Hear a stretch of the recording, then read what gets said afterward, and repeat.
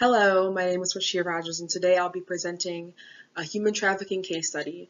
This comes from the book To Plead Our Own Cause, Personal Stories by Today's Slaves. So the client that really intrigued me when reading the book, her name is Jennifer, and she's from China. I have her expected age to be about 18 years old because of how detailed her story was. It was very precise, and I believe that someone a little bit older may have the attention to detail that she does have. She shared that she worked at a labor camp where duties were planting grass and trees, clearing out garbage, storing vegetables for the winter, knitting sweaters, and making toys. So, in particular story that Jennifer shared, she was making a toy rabbit, and she had so much detail and the steps that it took to make this toy rabbit that really intrigued me because it really goes to show that she probably made multiple toy rabbits for multiple years, and unfortunately, she knew each step and she could explain each step so well because she was doing this for 12 hours a day. So, very unfortunate. So the type of trafficking that Jennifer was experiencing is called forced labor, and labor trafficking is a form of modern-day slavery in which individuals perform labor or services through the use of force, fraud, or coercion. So unfortunately, labor traffickers use violence, threats, lies, and other forms of coercion to force people to work against their will in many industries. So we were asked to give some strengths about our client, and Um, I think one of the biggest strengths that I see Jennifer having is her attention to detail. Because she did work 12 hours a day and had to perform these tasks every single day, she has the ability to achieve thoroughness and accuracy when accomplishing her tasks. She shared precise details in her 30-step processing steps that it took to make this stuffed toy rabbit. And I think these methodological skills are very impressive.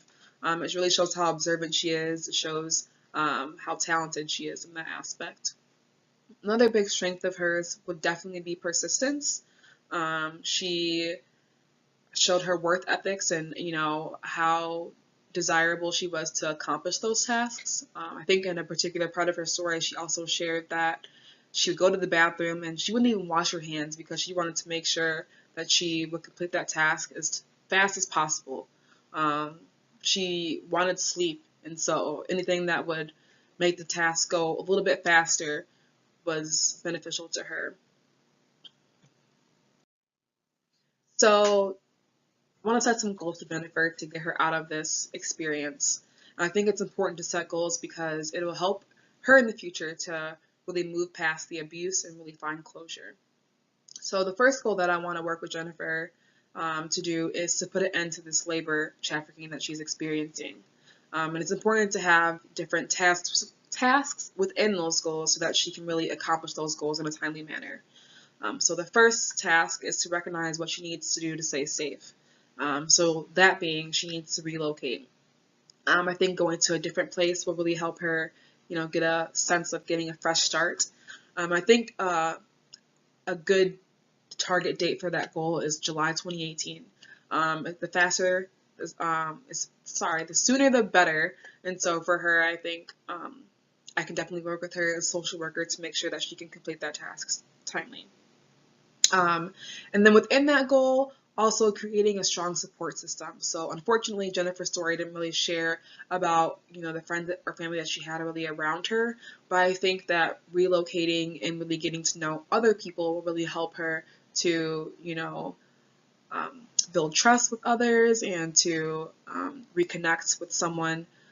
And it's also important that she doesn't reconnect with maybe a lot of old friends that she may not trust because those friends may be talking to her abuser and they may share where Jennifer is located. Another big goal I have for Jennifer is to build her self-confidence back. From the story reading it, obviously she seemed like she was very mature, but I think it's also important that she takes care of herself.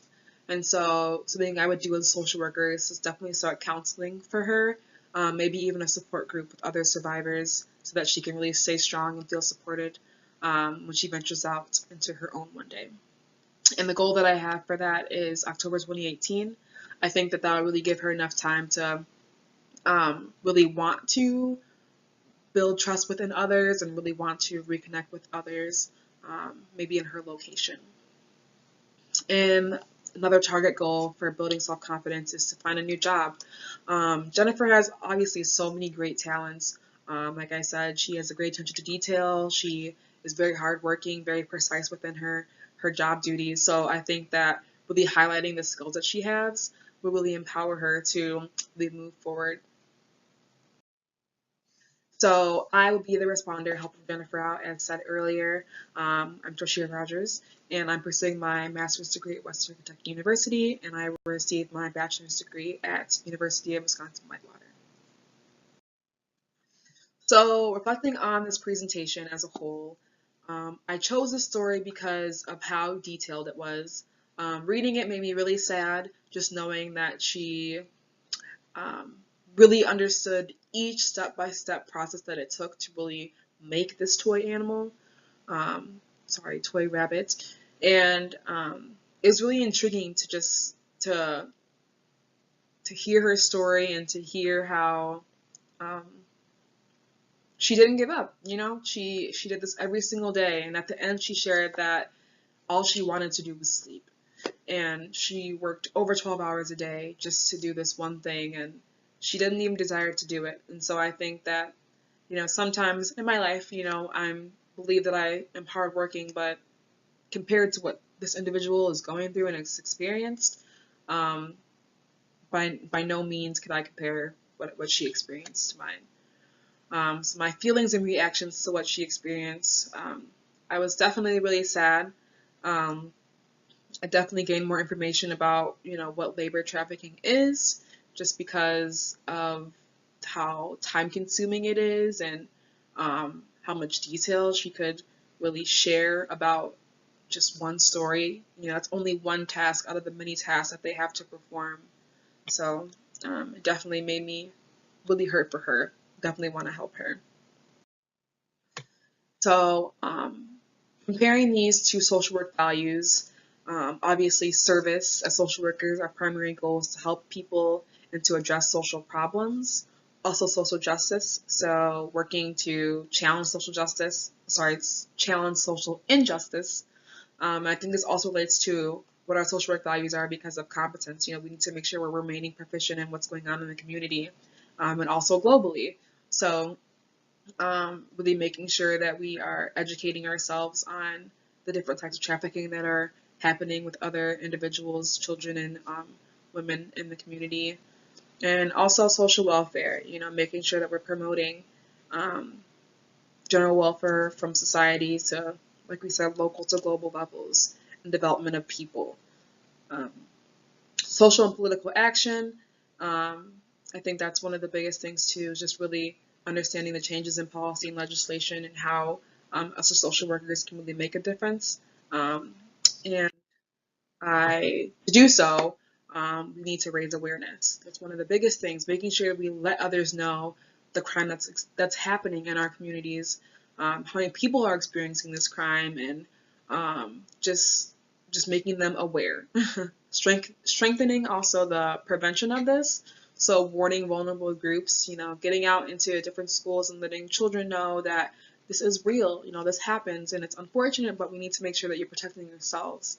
So getting with different groups, whether it be schools, organizations, and the social workers, really just educating them on what they can do to protect themselves, for letting families know, parents know what they can do to protect their children as well, and what areas may be, you know, really big areas that are concerning that children should not be in.